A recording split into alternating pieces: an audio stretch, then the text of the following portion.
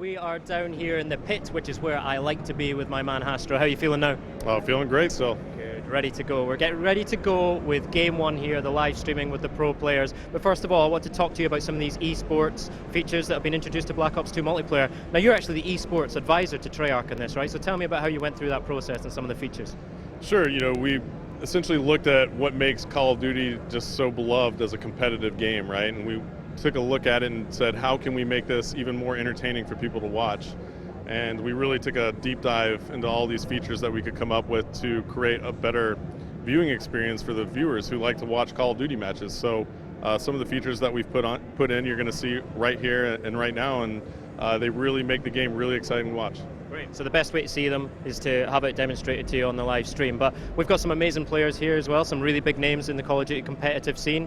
Give us an introduction to who we've got and some of the big names to look out for. Okay, so you have the two most successful North American teams in Optic Gaming, who are coming off a fresh victory at the EGL 7 championship in Blackpool, England in the UK. You also have Team Envious, a very storied team, most tournament wins in Call of Duty history. You have Prophecy from the UK, one of the most amazing British teams that ever come about, and currently they're probably their best squad. And then you have a hodgepodge of German players, some of the best German pros put together for Team Germany. So without a doubt, you're going to see some great gameplay. So obviously I'm shouting for Team Prophecy, that's my home country team, although they told me not to mention EGL to them, so we'll just skip over that one. But also I'm looking out for Raiden, one of the German guys, right? He's the most successful German Call of Duty player ever. He's also a local boy, right? He's from Cologne, so this is home turf, so let's keep an eye on him. So tell us about the first game mode we're going to go quite classic here, right? Absolutely, we want to keep it classic right now for the first game. We're about to blow the doors off, so it's going to be a team deathmatch, and the map is going to be Cargo. Now Cargo is just a close quarters combat map, and it's got this open ring in the middle, so it's wide open in the middle and close quarters all around the outside. It's absolutely fantastic.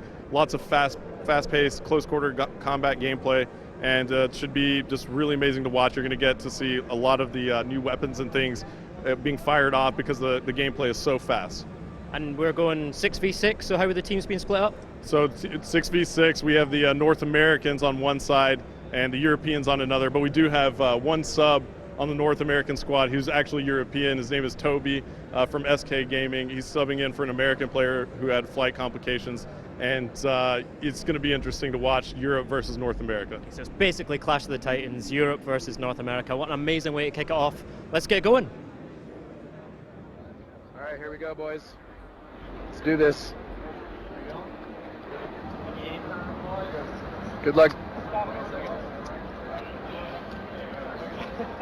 All right, folks. Okay, come on. Here it is, Cargo. For the first time ever, Black Ops 2 multiplayer is being podcasted to the world. It's the first exhibition match, and as you see right off the bat, we are in Codcaster mode, and we are on board with Shane from Team Prophecy. And early on, Prophecy is going to break out left here.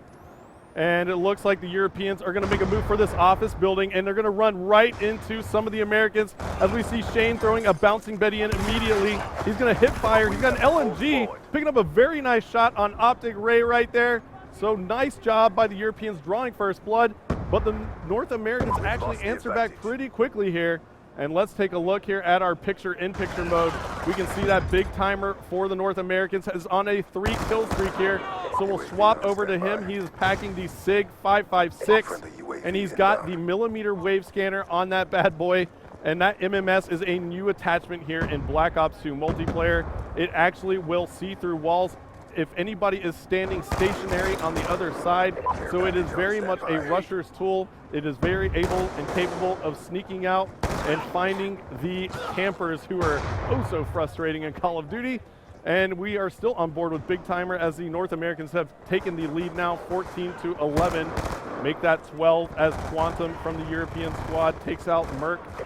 And it looks like the Europeans just had a flurry of kills. Let's swap over and check out Swanee of Team Prophecy, who's playing for the Europeans here. He has the Ballista iron sights. Now the iron sight attachment is basically you take the scope off of your sniper rifle on the Ballista, and he also has another attachment on that as well. He's got the iron sights to increase the hip fire accuracy. So it looks like he's going to try and no-scope some people here, but he's got the Cap 40 out. And the Cat 40 does some work right there, dual wielding him. And it looks like he's going to go ahead and call in a score streak. Called in 2, actually. That is going to be the counter UAV combo. And it looks like the crowd is starting to get into this one now as they just checked out some of the gameplay on the other side. And it looks like Swanee picks up another kill with the Cat 40s.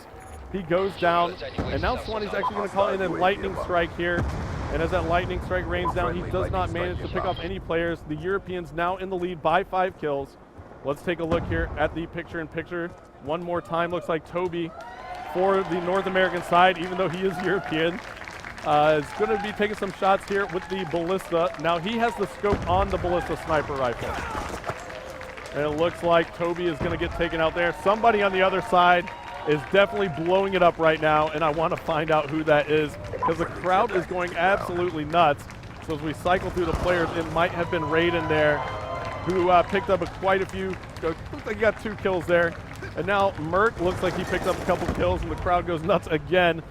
And he has the M8A1, and he has the target finder attachment on that. Now the target finder attachment is so valuable because it actually paints the enemy within your sights, as you see Merc getting some nice hit markers right there. And he also has the combat axe and the shock charge. So I think Merc is trying to go for that highlight reel as the Europeans are still in the lead by 6 now. Merc picking up a kill right there with some hip fire. And it looks like he's going to be scoping in. He's going to go ahead and call in a UAV for his team. Let's see if the North Americans can take advantage of this. And we'll go ahead and listen into the North American side and see how they're communicating. I have one shocked up top. Come on, we're down 3, boys. Let's go. Keep it up. It's coming to you. One follow me on the left side. Pushing the right building. Right behind me, wow.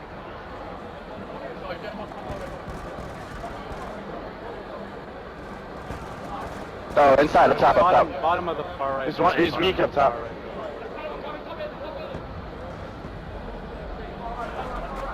Oh, he's in the closet.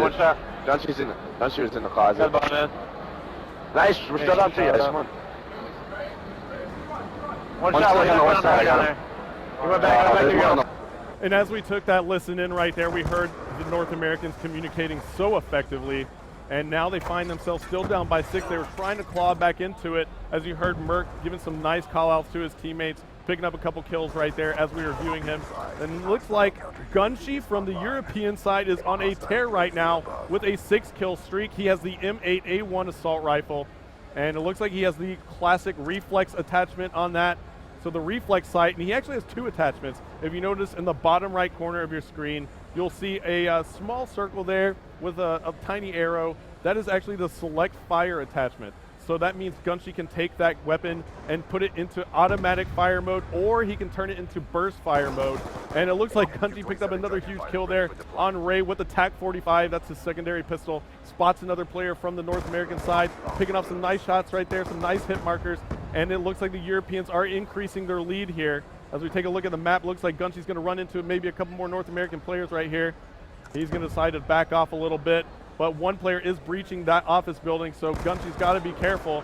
Take some shots there. Nice shots on Big Timer. Spots another player from North America up top. 38 seconds left to go now.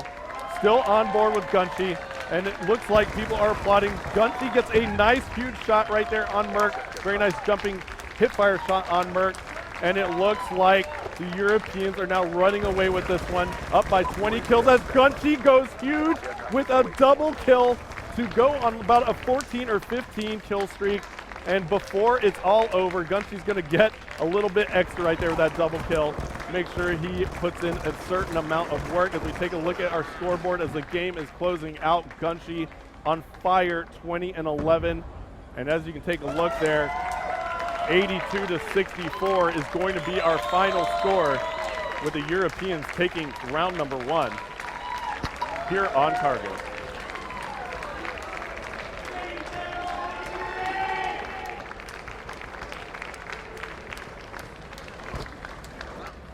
All right, that was amazing. I got to tell you, I'm here with Mark Lamia. That is great stuff, isn't it? Yeah, no, it's awesome. It's awesome to see these guys out here. Some great teamwork, some intense competition. It's that competition that is, of course, at the heart of Call of Duty Black Ops multiplayer, Black Ops 2.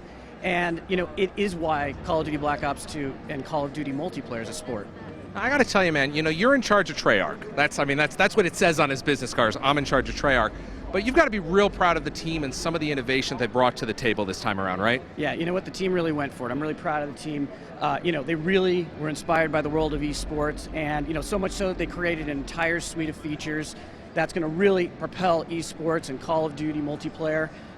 Great set of tools to allow people to commentate, to broadcast out this content. We know people love to play Call of Duty, and we believe people love watching Call of Duty. So you saw some of those features a moment ago during the match, but now we're going to catch up with Mr. Vandahar and Hastro, and they're going to explain in depth what you're going to get with Call of Duty Black Ops 2 multiplayer.